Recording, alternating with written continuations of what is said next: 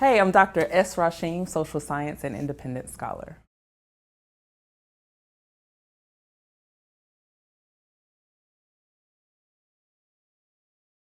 It started around 2014, actually a part of another study that I was doing, a phenomenological study of African American mothers and the relationships with their adolescent daughters. In conducting that study, I learned quite a bit. I learned about intersectional identity development as well as intersectional socialization of Black adolescent girls and how crucial their mothers were to that development. I also was able to identify a few other studies that pointed to correlations between high levels of trust that they have with their mother and how that impacted their sense of self and esteem. And I got really interested and started to take a deeper dive down that route. And I'm sure I'm a bit influenced by the fact that I used to be an adolescent Black girl, and I am currently the mother of an adolescent Black girl.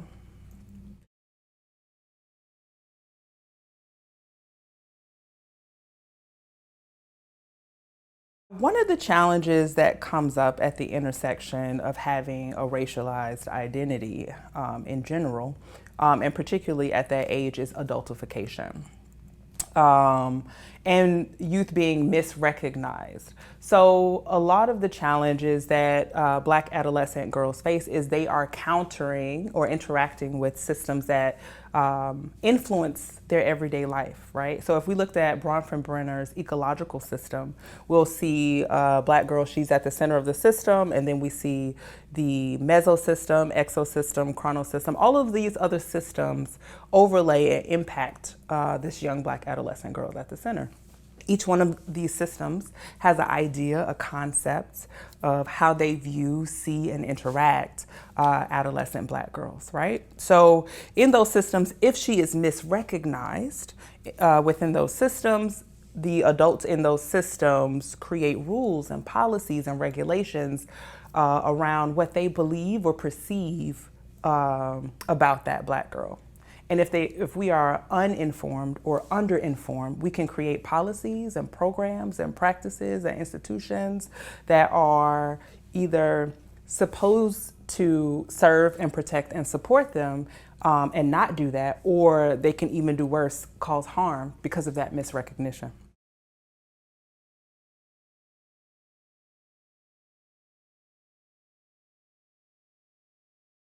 Misrecognition and misconceptions that come up are really largely connected to adultification. Adultification happens quite a bit with Black youth in general, right? But again, when you look at it from a racialized identity or racialized gendered identity, it maps on different based on gender. So for example, with adultification in general, it is assigning or attributing older characteristics or responsibilities to someone that is younger. With girls, they are perceived to be fast or mannish or hypersexualized or given responsibilities beyond their actual capacity or understanding or lived experience as an adolescent girl. It's definitely a multitude of levels, right? So sometimes it happens even if that young girl is the eldest, right? Or even if she's not the eldest, if she's just older than another sibling, if she is older than other siblings and the parental unit needs more support, she may be called on to step in a little bit more. But then even outside of the home, when she goes outside, and she's in the world and she's in school or engaging with other adults, whether or not they perceived her to still be young or youthful. Some of the ways in which we look at it as a society in general, youth and young people, it's not always overlaid the same for Black youth.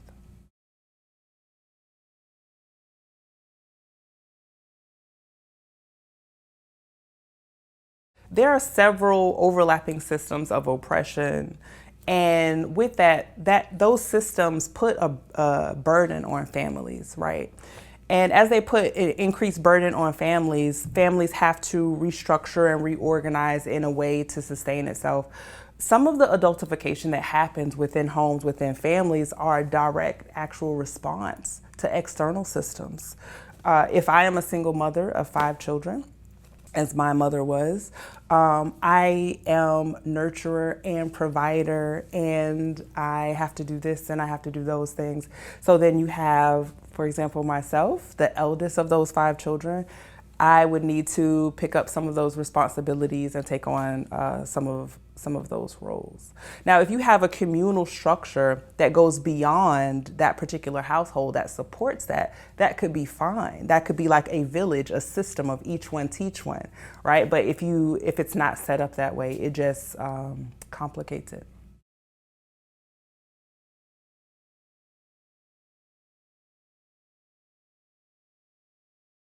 Black adolescent girls are regularly exposed to images that do not affirm who they naturally are. So things like hair texture or skin color or even depth of voice, right, is one of those things that is not necessarily affirmed. When we look at images of beauty, even from a very young age, princesses, how princesses tend to look: thinner hair, thinner nose, thinner body frame, straight hair, not too curly, not too kinky, skin lighter. So there's this way in which when we look at images of beauty, they're very ethnocentric and they lean more towards a European standard of beauty. And young girls are not frequently reflected in those ways as beautiful or even desirable unless it's sexualized, right? So developing adolescent girl's sense of herself, sense of her esteem, and that esteem being connected to her race is invaluable because it not only connects, heightens her sense of self, it connects her to a collective of people, to a collective of aunts, to a history of beauty that just really affirms who she is and her development as a person.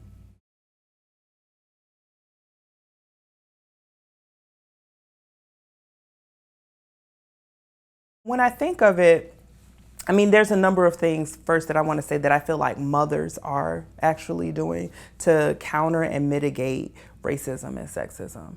I think there are some ways in which community does act as protectors. Some of the things that I find a little bit more challenging in community, and when I'm thinking of community, I'm thinking of like after school programs and schools and other programs that interact with adolescent Black girls. We could do it by designing programs with them in mind very specifically.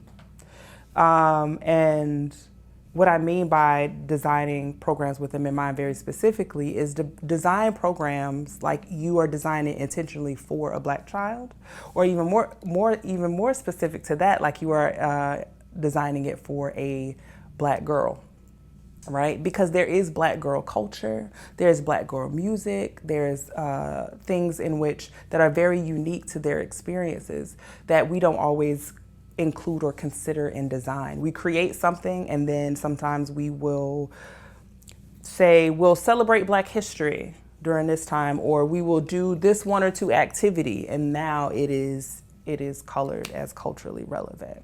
I think that's one way. Another way is we could change some of the ways that we use language and interact. Sometimes we use terms like at-risk youth. The way that we use IEP plans that focus on deficit from a deficit standpoint instead of looking at strengths. The way that we sometimes, in an effort to help youth, we tend to look at their communities as an impediment to their development, instead of looking within that community, the community strengths and how that could be used and leveraged to empower the youth. I don't know that we always realize that we're doing those things when we're trying to help to say, you should really get out of this neighborhood, or you should really get away from that, or developing IEPs that focuses on, that come from a deficit standpoint. So I think some of those things are some ways in which that we could be very helpful.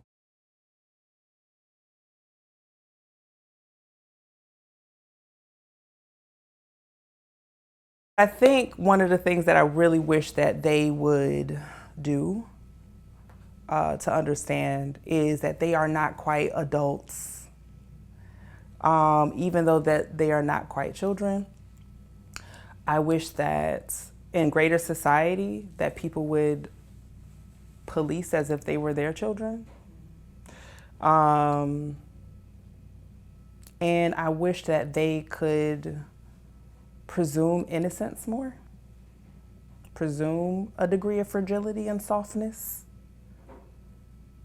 I think that that's what I would wish for adolescent Black girls. I know personally, so I'm from the South, and I grew up in an environment, or went to school in different environments, and I'm also tall, and my voice was deeper. And there's this way in which my innocence wasn't presumed. Definitely not by white adults. Definitely never fragile. And then there's a way in which also culturally that there's this acceptance or this badge of honor for being a strong Black woman that is then adopted. That I wish that wasn't there in that way. I wish that more people could see Black women as soft and space for fragility.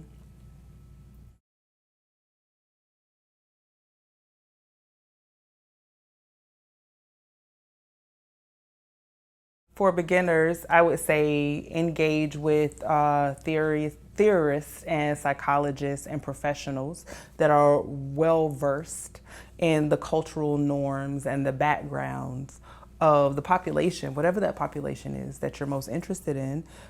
Even more specifically, if this person is well versed in it at an intersectional standpoint, to do so, and to not utilize or reduce, if you cannot zero out the utilization of theories and frameworks that are from a Eurocentric standpoint. And we have several theorists and scholars. However, for whatever reason, Black girls, Black children, Black people continue to be analyzed using Eurocentric frameworks. One of those scholars is Joy Harden Bradford.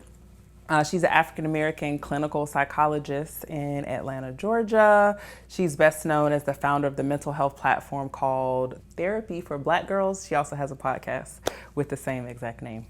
Another scholar to consider if a person is exploring this topic is Lenora Branch Filani. She's an American psychologist and psychotherapist. She's also a political activist. Best known for her presidential campaigns and development of youth programs serving minority youth. Of course, Beverly Danielle Tatum is a psychologist and an administrator. She's done a lot of work around racism, youth, and education. She's also was the president of Spelman. And last name that I'll mention for this particular list in looking at and exploring Black girls is Ruth Winford Howard. She was an American psychologist. She's best known for her psychological work concerning students with special needs. Those are some of the scholars. And I'd also say check out Dr. Rashim. She's not too shabby.